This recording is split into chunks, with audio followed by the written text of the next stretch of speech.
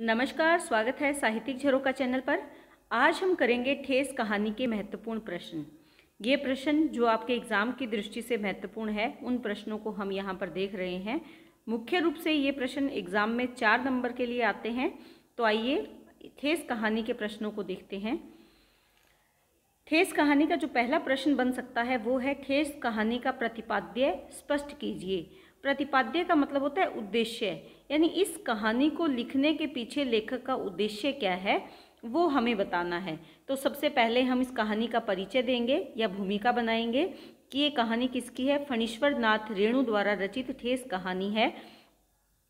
इस कहानी में एक कलाकार के मन के भावों की, मन की व्यथा को अभिव्यक्त किया गया है या मन के भावों को अभिव्यक्त किया गया है।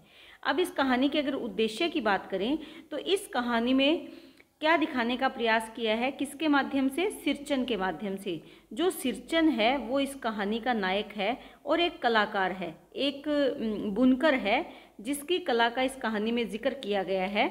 तो इसमें जो मुख्य उद्देश्य है वो क्या है कि वर्तमान समय में हम अपना जो दायित्व है वो अपने से छोटों पर थोप देते हैं, या अपने से जो छोटे हैं वही उस दायित्व का पालन करें, ऐसी हम उम्मीद करते हैं। छोटे से अभिप्राय क्या है?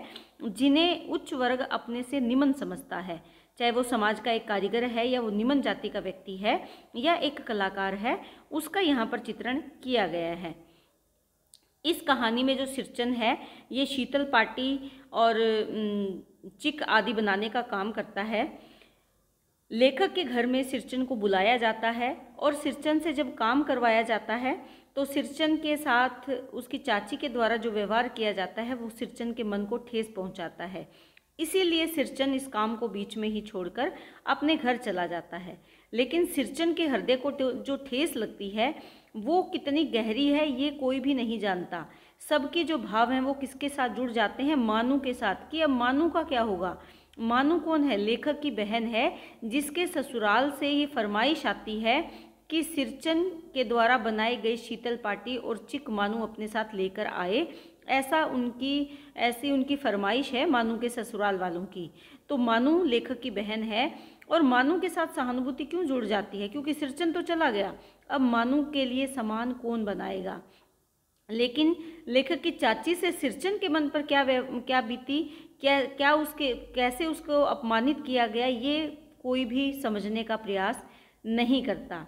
इस कहानी के माध्यम से पाठक ये दिखाना चाहते हैं, जो लेखक है वो पाठक को ये समझाना चाहते हैं कि किस प्रकार एक कलाकार के मन को जब ठेस पहुंचती है तो उसके एकांकी जीवन को कोई भी समझने का प्रयास नहीं करता। वो अभाव में क्योंकि अभाव कैसे है? क्योंकि उसका जो कामकाज है वो इतना अधिक नहीं चलता, क्योंकि वो हस्त कला से जुड़ा हुआ है। हाथ से जो कार्य किया जाता है, जो बुनाई की जाती है, उसका वर्तमान समय में इतना ज़्यादा महत्व नहीं है। इसी कारण उसके जीवन में अनेक अभाव आ जाते हैं।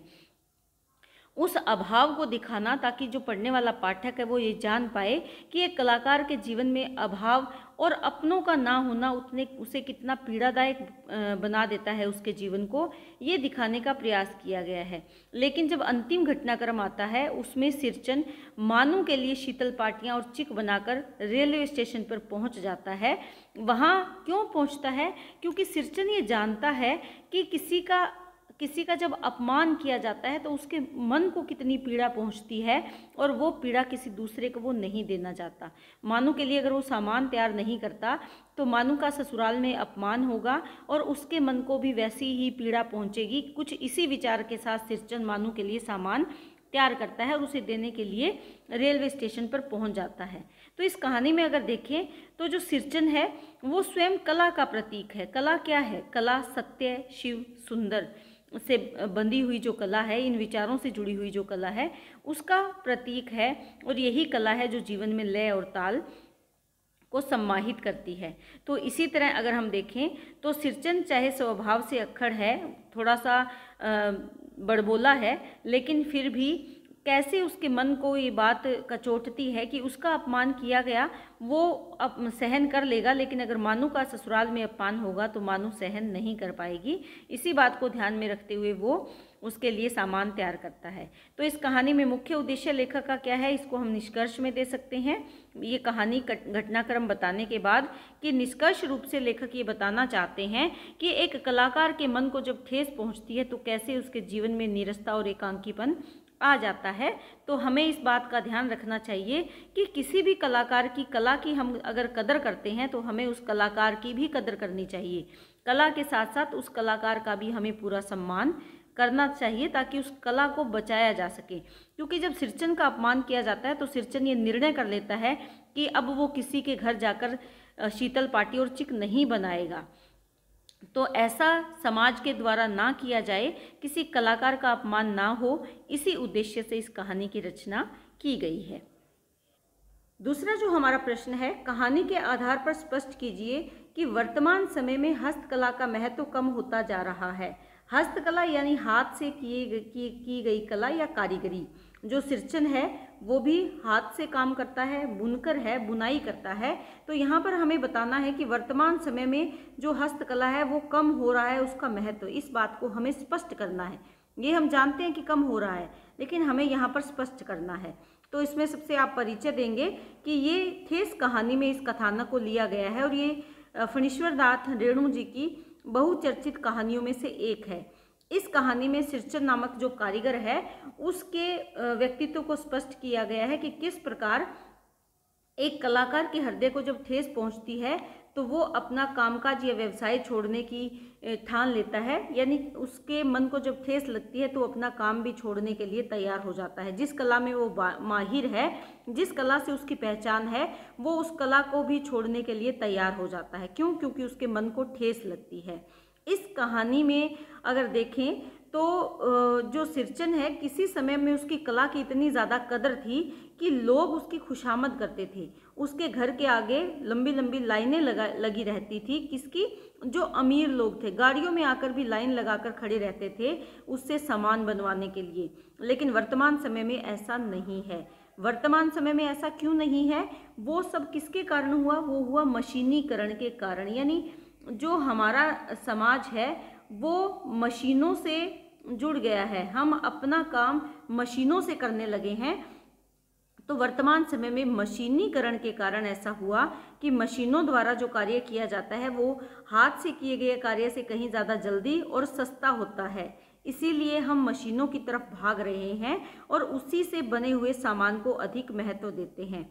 वर्तमान समय में देखें तो हस्तकला का महत्व कम होता जा रहा है, यानी कारीगरों का जीवन समाप्त होता जा रहा है।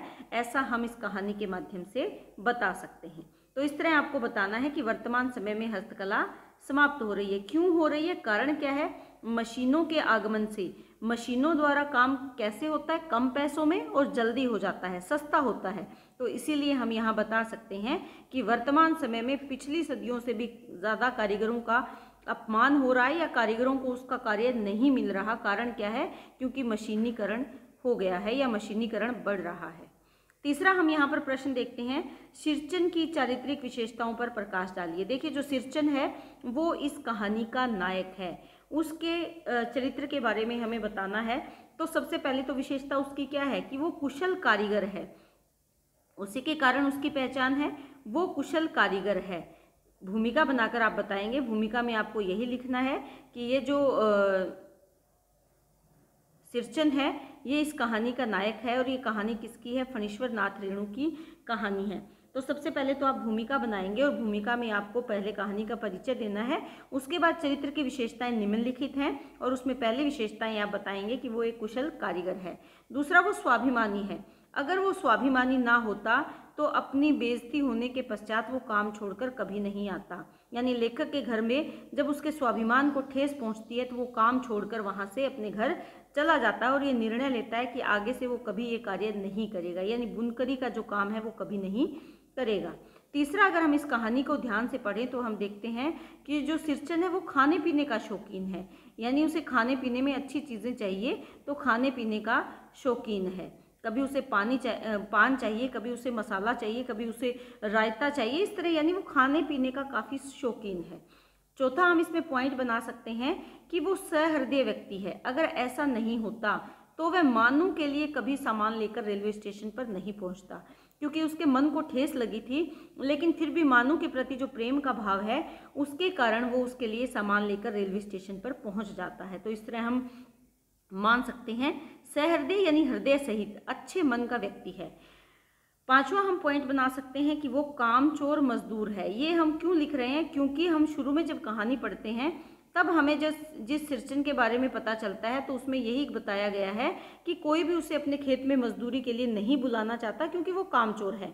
एक तो वो लेट आता है, दूसरे खाने पीने की उसकी इच्छाएं पूरी नहीं हो पाती, इसीलिए वो काम से जी चुराता है, तो वो कामचोर मजदूर है। अंत में आप इसका निष्कर्ष दे देंगे कि निष्कर्ष रूप से इन चरित्र की विशेषताओं के आधार पर हम कह सकते हैं कि सिरचन के चरित्र में चाहे जैसे भी उसका स्वभाव है, लेकिन दूसरे के प्रति उसके मन में अभी भी प्रेम का भाव है, या वो दूसरों की सहायता करने में या दूसरों को उसकी तरह ठेस ना लगे, ऐसे विचारों से वो मानू के लिए सामान तैयार करता है। तो इस तरह हम इसका एक छोटा सा निष्कर्ष भी बनाएंगे, जिससे कि ये पता चले कि हमारा जो प्रश्न है वो पूर्ण हो चुका है। तो ये हमारे आज के प्रश्न थे। ठेस कहानी के 3 ही प्रश्न बहुत इंपॉर्टेंट है जो आपको करने हैं। आपको ये ध्यान में भी रखना है कि कई बार पूछ लिया जाता है कि फणीश्वर नाथ रेणु किस प्रकार के लेखक हैं। तो ये मुख्यतः आंचलिक लेखक है, यानी अंचल ग्रामीण अंचल से जुड़े हुए विषयों को इन्होंने अपनी कहानियों में, अपने उपन्यासों में इन्होंने उठाया है। और मैला आंचल इनका प्रसिद्ध उपन्यास है। ये भी 1 नंबर के प्रश्न में पूछा जा सकता है कि फणीश्वर नाथ रेणु का प्रमुख आंचलिक उपन्यास कौन सा है, या प्रथम आंचलिक उपन्यास कौन सा है, तो वो है मैला आंचल। ये आप ध्यान में रखेंगे। तो उम्मीद करती हूँ कि ये प्रश्न आपके लिए उपयोगी सिद्ध होंगे। इसी तरह जुटे रहें, अच्छे से अपनी तैयारी करते रहें, और चैनल को लाइक शेयर सब्सक्राइब करने के साथ साथ वीडियो में अपने कमेंट्स ज़रूर करें। बहुत बहुत धन्यवाद।